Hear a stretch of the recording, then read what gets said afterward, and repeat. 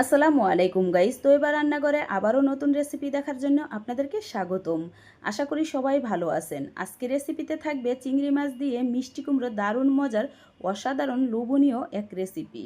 আশা করি রেসিপিটা আপনাদের অনেক ভালো লাগবে। এই রেসিপিটা বাসায় রান্না করতে হলে কি করতে হবে, পুরো রেসিপিটা শুরু থেকে শেষ পর্যন্ত দেখে নিতে হবে।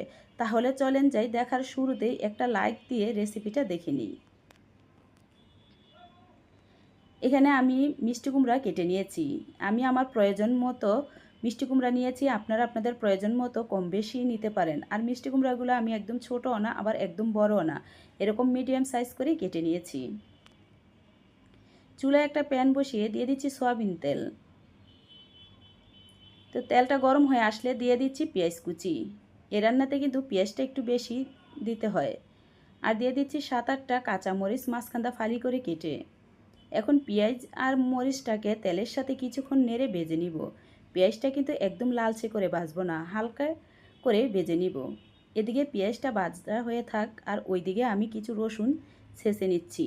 তার জন্য একটা হামানদস্তার ভিতরে 6-7 কোয়া রসুন আমি ছেঁচে নিচ্ছি। আর এরকমভাবে ছেঁচতে হবে, একদম বাটা মশলার মতো যেন হয়, মানে আদা ছেঁচা জানি না হয়।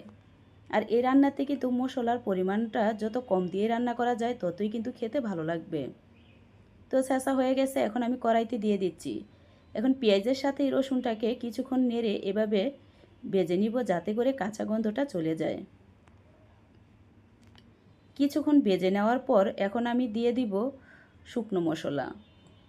দিচ্ছি প্রথমত 1/2 টেবিল চামচ হলুদের গুঁড়া, 1/2 টেবিল চামচ লাল মরিচের গুঁড়া, 1/2 টেবিল চামচ ধনিয়ার গুঁড়া।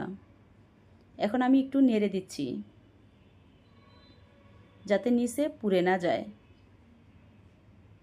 তো ভালোভাবে নেড়ে এ পর্যায়ে আমি দিয়ে দিচ্ছি আরও 1/2 টেবিল চামচ ভাজা জিরার গুঁড়া, আর দিয়ে দিচ্ছি অল্প একটু পানি, যাতে করে মশলাটা ভালোভাবে কষিয়ে নিতে পারি। এভাবে এখন নেড়ে ভালোভাবে কষিয়ে নিচ্ছি। এই তো মশলাটা ভালোভাবে কষানো হয়ে গেছে। এ পর্যায়ে দিয়ে দিচ্ছি চিংড়ি মাছ।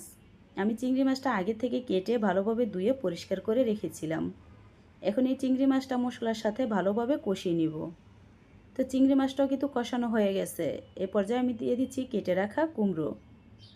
কুমড়োটাকেও আমি একটু সময় নিয়ে ভালোভাবে কষিয়ে নিব। আর এ পর্যায়ে কিন্তু কোনো পানি দেওয়া যাবে না, ঢাকনা দিয়ে ডেকে মিডিয়াম আঁচে একটু সময় নিয়েই কষাতে হবে। তো 2-3 মিনিট পরে আবার ঢাকনাটা উঠিয়ে আমি নিচ থেকে ভালোভাবে নেড়ে দিচ্ছি। আর অবশ্যই কিন্তু কিছুক্ষণ পর পর ঢাকনাটা উঠিয়ে নেড়ে দিতে হবে, তা না হয় নিচে লেগে যাবে। তো আবারও ঢাকনা দিয়ে ডেকে সিদ্ধ হওয়া পর্যন্ত কষিয়ে নিব। তো দেখেন মিষ্টি কুমড়াটা কিন্তু সিদ্ধ হয়ে গেছে। এখন আমি নিচ থেকে ভালোভাবে নেড়ে দিচ্ছি। ভালোভাবে নেড়ে এখন আমি দিয়ে দিব পরিমাণ মতো পানি। পানিটা দিয়ে একটু নেড়ে দিচ্ছি, মনে হচ্ছে যে এখানে আরেকটু পানি লাগবে।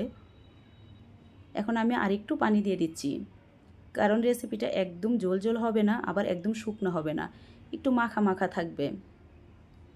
উপর থেকে দিয়ে দিচ্ছি 3-4টা কাঁচামরিচ এভাবে ভেঙে, তাতে করে সুন্দর একটা ফ্লেভার আসবে। এখন ঢাকনা দিয়ে ডেকে 2-3 মিনিট রান্না করে নেব। এবার ঢাকনাটা উঠিয়ে আমি নিচ থেকে ভালোভাবে নেড়ে দিচ্ছি, আর দিয়ে দিচ্ছি পরিমাণ মতো লবণ। লবণটা দিয়ে আবারও আমি সুন্দরভাবে একটু নিচ থেকে নেড়ে দিচ্ছি। রান্নাটা কিন্তু হয়ে গেছে। এখন আমি রান্নাটা শেষ পর্যায়ে একটু ধনিয়া পাতা দিয়ে রান্নাটা শেষ করব, সেজন্য আমি ধনিয়া পাতাগুলো কেটে নিচ্ছি। এই ধনিয়া পাতাটা দিলে কিন্তু খেতে দারুণ মজার হয়, আবার সুন্দর একটা ফ্লেভারও আসে। তো ধনিয়া পাতাটা দিয়ে আমি রান্নাটা শেষ করে নিচ্ছি। এখন নিচ থেকে ধনিয়া পাতাটা আমি নেড়ে মিশিয়ে নিচ্ছি। এ পর্যায়ে আমি চুলাটা বন্ধ করে ঢাকনা দিয়ে ডেকে এইভাবেই 5 মিনিট রেখে দেব। এই তো 5 মিনিট পর ফিরে আসছি। দেখেন দেখতে কতটা সুন্দর হয়েছে, আর খেতে কিন্তু অসাধারণ মজার হয়েছে। আপনারা যদি বাসায় একবার রান্না করেন, দেখবেন আপনারা নিজেরই অবাক হয়ে যাবেন, এতটা মজার হয়। আর এই রেসিপি, একটা রেসিপি দিয়েই কিন্তু আপনারা পেট ভরে ভাত খেতে পারবেন। কি বিশ্বাস হচ্ছে না? তাহলে আজই রান্না করে দেখুন কতটা মজার এই রেসিপিটা। আশা করি আপনাদের অনেক ভালো লাগবে। আর যদি ভালো লাগে প্লিজ একটা সাবস্ক্রাইব করে পাশে থাকবেন, নিত্য নতুন ভিডিও দেওয়ার সাথে সাথে